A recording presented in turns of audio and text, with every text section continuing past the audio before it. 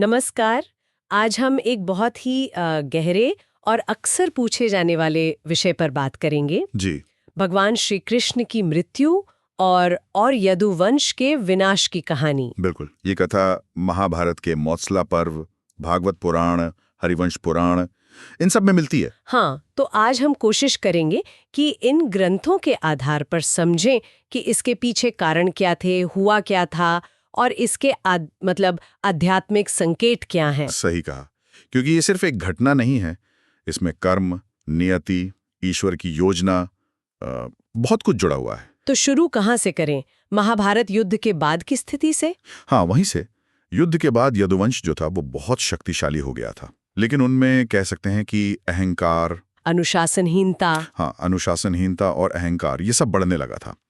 और श्री कृष्ण को ये एहसास था कि शायद अंत नजदीक है। और इसी माहौल में वो ऋषियों वाली घटना हुई जिसने श्राप को जन्म दिया। हाँ बिल्कुल, वो एक निर्णायक मोड़ था। कुछ ऋषि द्वारका आए तो कृष्ण के पुत्र सांब और कुछ दूसरे यदुवंशी युवक थे। उन्होंने मजाक सुझा। क्या मजाक? उन्होंने सांब को स्त्री के कपड़े पहना दिए, पेट पर कपड़ा बांध दिया जैसे गर्भवती हो, और ऋषियों के पास ले गए। अरे! और पूछा कि बताइए इसके गर्भ से क्या पैदा होगा। ये मजाक था, लेकिन ये ऋषियों का अपमान था। जाहिर है ऋषियों ने इसे गंभीरता से लिया होगा। बहुत गंभीरता से।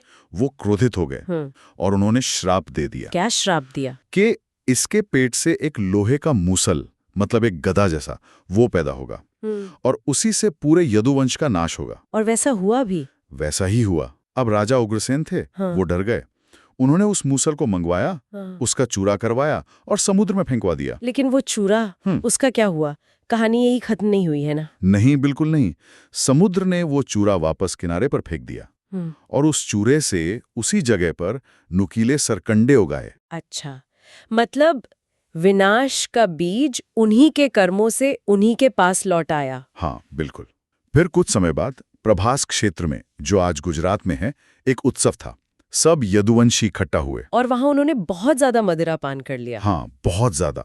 नशे में धुत हो गए और फिर किसी बात पर उनमें बहस छिड़ी और वो आपस में ही लड़ पड़े। और लड़ने के लिए हथियार बने वही सरकंडे जो उस श्रापित मूसल के चूरे से उगे थे। उन्होंने उन्हीं सरकंडों को उखाड़ा और एक दूसरे को मारना शुरू कर दिया। ओह, तो ऋषि का श्राप सच हो गया। अपने ही कुल का नाश अपने ही हाथों से। अपने ही हाथों से।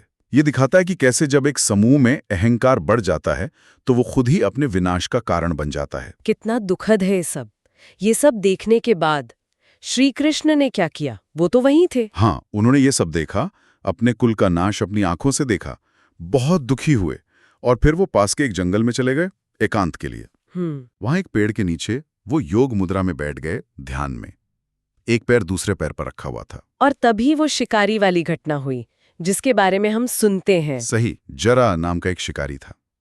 उसने दूर से श्री कृष्ण के पैर के तलवे को देखा, वो चमक रहा था शायद। हाँ। उसे लगा कि कोई हिरन है, हिरन का मुंह या कान है। उसने निशाना साधा और तीर चला दिया। और वो तीर सीधा उनके तलवे में लगा। हाँ, तलवे में लगा। कहा जाता है कि वही उनके शरीर का एकमात्र हिस्सा था जो अभेद्य नहीं था, मतलब वल्नरेबल था। लेकिन ये बात हैरान करती है कि कृष्ण ने उस शिकारी को सजा नहीं दी, उसे क्षमा कर दिया। हाँ बिल्कुल। जब जरा पास आया, उसने देखा कि उसने क्या कर दिया है तो वो डर गया, माफी मांगने लगा।